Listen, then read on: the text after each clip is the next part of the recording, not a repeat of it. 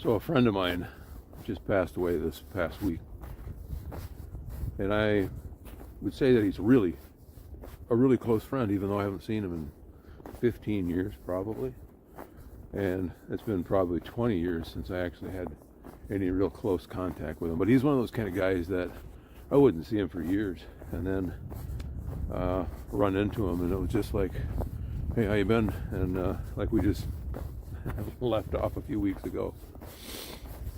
I want to say he died unexpectedly. It was a shock to me, but a comforting bit of information that it was not a shock to him.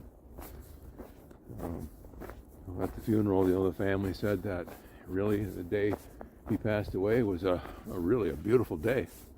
We had the warm up, and he had come home from the hospital, and the family was surrounding him in his room and singing songs and stuff. And when he just went on to the other side, it was just a moment of peace.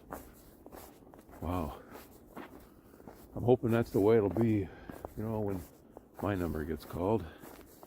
Usually not that way, but I would love it if my family was there and could be holding my hand when I walk to the beyond.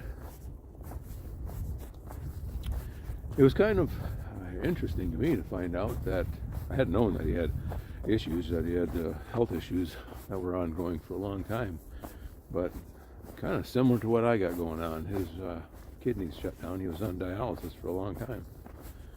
And that's not what I'm going through, but I do have kidney issues, and I'm trying to avoid that kind of an end. But I have another pastor friend who did his funeral, did a remarkable job, and this guy's life was a pretty remarkable life anyways. But I just felt as close, I shouldn't say that, as great of impact he had on my life that one eulogy just wasn't enough. I would consider him to have been a father figure to me when I was right about age of 18. Now, my dad has really been a strong father figure in my life for sure. But there was a time when, things got a little dicey with my own life, and kind of walked away from the things that I was brought up in. And that's when Tom and I crossed paths. He was my martial arts instructor. And it was a time in my life when I was really searching for something that would give me, a way of having power over my destiny. And martial arts certainly did that. And, but Tom and I were traveling down the wrong path. We were both spiritually minded. We were both into mystical thinking and, the Asian theology or spiritual practices. We were into meditation, even got into the occult at the end there. I'll warm my hand up a minute. I'm going to switch hands here a minute. We were both what we considered ourselves to be agnostic. Probably that was the time that I understood finally what that meaning, that word was, that we both believed that there was some kind of a spirit being in the world, but it wasn't the God of the Bible or the God or the religion that we had been brought up to believe in. There's a graveyard back there. I didn't notice that before. Kind of appropriate. We crossed by the graveyard while we're talking about death. All right, switching hands again. Tom got handed this book. The title of the book was The Late Great Planet Earth. I thought it was just a fiction book from the title. Written by a guy named Hal Lindsey. Tom was really affixed to this book. He's obsessed with it. Every time we walked into the karate school, Tom was in the office reading this book. Finally, I think it was Saturday morning, I said, "What's up with the book, Tom?" He said, "Well, this is either the best science fiction book I've ever read, or it's true." And about a week later, he came to me and told me that he had a born-again experience. Let me say that again. He had a born-again experience. he now was a believer in Jesus Christ. And I thought, whoa, well, coming from that background, I've heard that before, but I've never really made that commitment myself. And then shortly after that, he walked away from the martial arts. And that was a big thing to do because that was his job at the time. And he left it cold turkey because of the change in his life and this belief that had really taken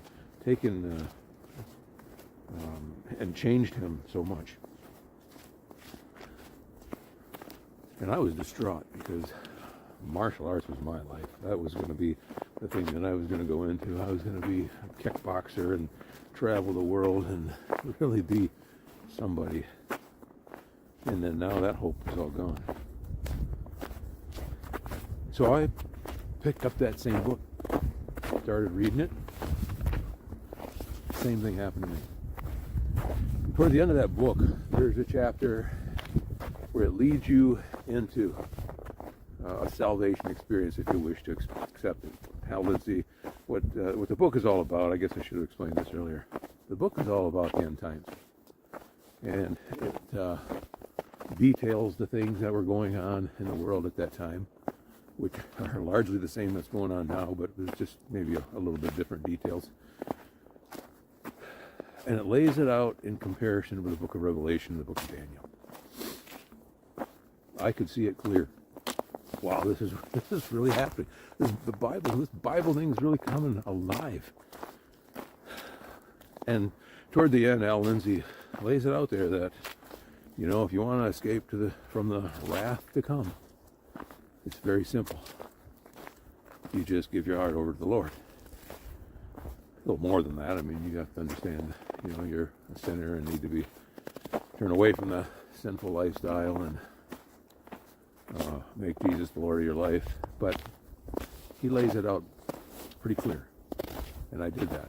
I followed that step by step, laying in my bed one night.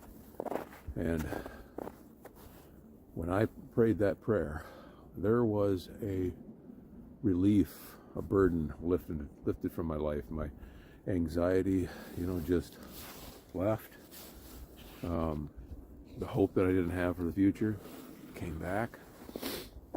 It was an amazing life change that I can remember very clearly. And it has never left me. Whew.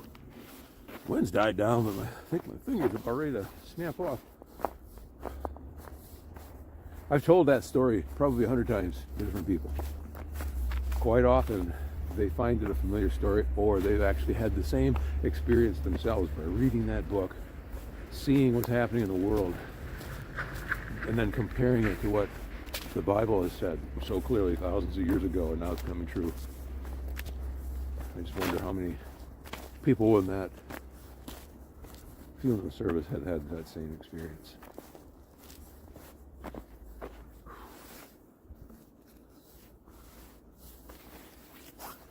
Or maybe even, you know, some of you watching this have had that experience or know somebody who did. If you did, make a comment down there just so I know. Kind of a curious thing happened during the funeral. As the pastor was, you know, going through some things of Tom's life, suddenly the Japanese numbers popped into my head and I started counting them. Just silently, of course, but Ichi ni san chi go roku shichi hachi kuju, 1 through 10 in Japanese. I haven't said those words in 50 years. And just suddenly they just come back instantly like that. And then I'm listening in my head, listening to Tom giving us commands in the karate school and remembering many of those things that we used to do.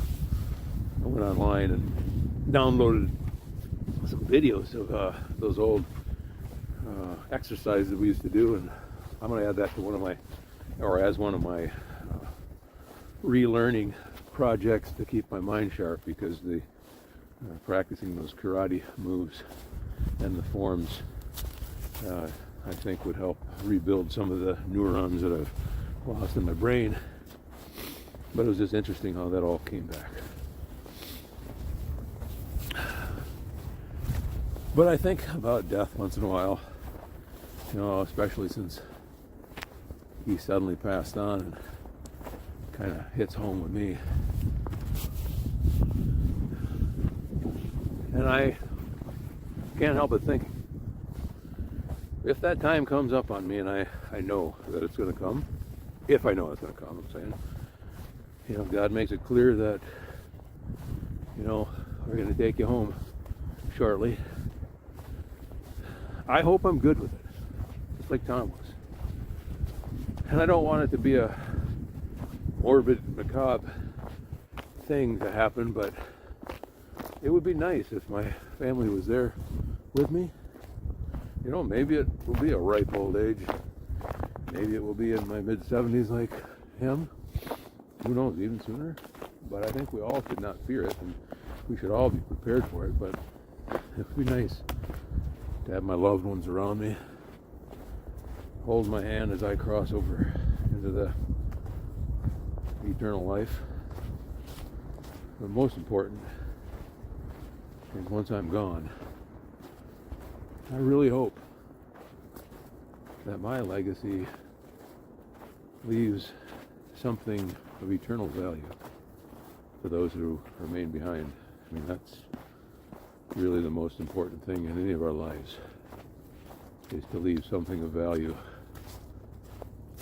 for those who remain.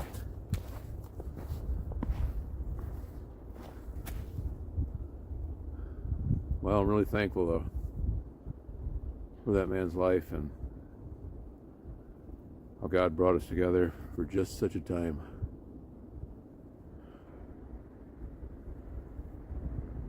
I think I'm out of things to say. If you've hung on this long, I really appreciate it. Thanks for watching.